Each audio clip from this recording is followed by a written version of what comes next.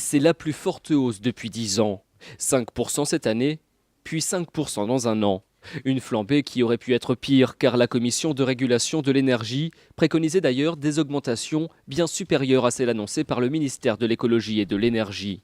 Une première tout d'abord comprise entre 6,8 et 9,6%, puis un rattrapage de 7,6%.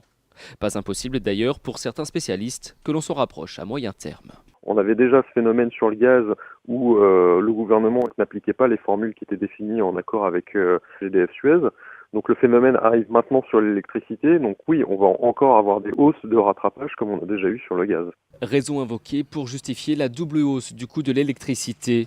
La production qui coûte cher, très cher, et ces coûts qui n'ont pas été répercutés par les précédents gouvernements.